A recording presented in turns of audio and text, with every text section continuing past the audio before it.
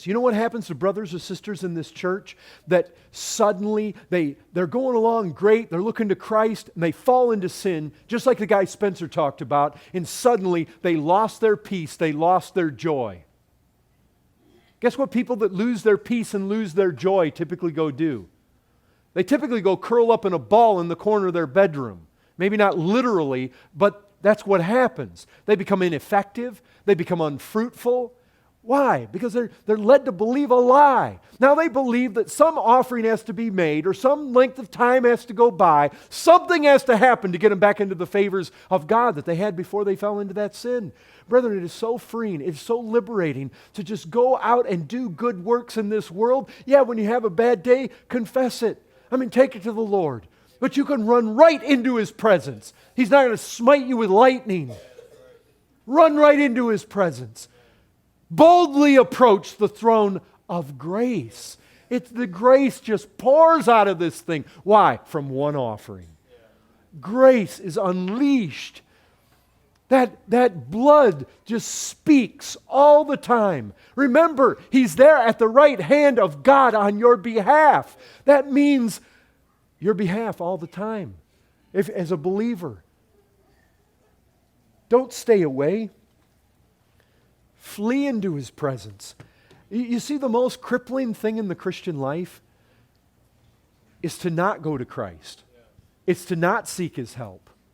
It's to not abide in Him. It's to think I can't go to Him. The devil will be right there. After what you just did, you think you're going to just walk into His presence? You better go with some sort of penance before you think you're going to walk in there. You better try to live right for the next day before you walk in there. That's the kind of stuff he says. You think Christ wants anything to do with you after what you did?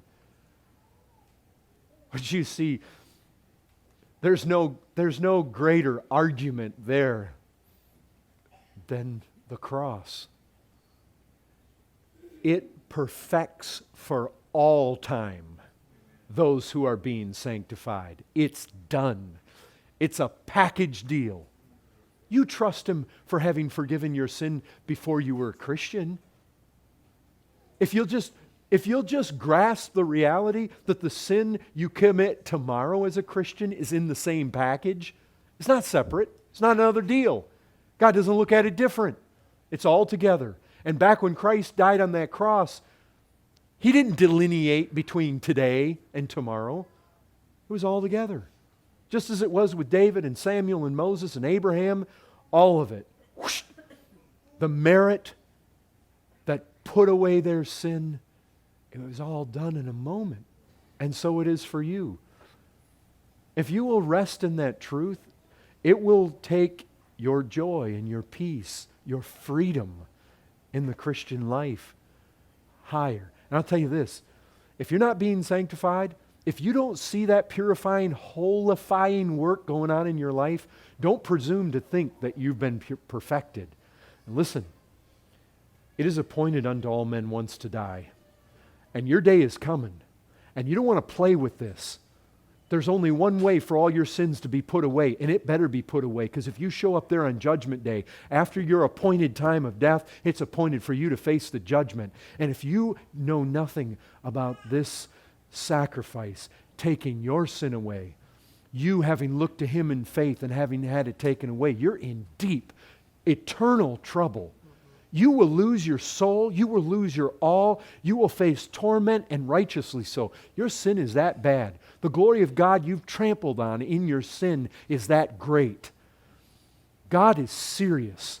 Sin is bad, it is wicked, and it will damn you forever. God owed you nothing but destruction. And look what He did. This singular, this supreme sacrifice, superior to all others, in sending His own Son, the God-man, to shed His blood, lay down His life. He took on a body. He came from heaven. He laid aside His glory. And He faced the wrath of God. And He did it once. And He sat down. Brethren, He said, "It's finished." And He took a seat. You can trust your life, your soul, your all there. Run to Him at once.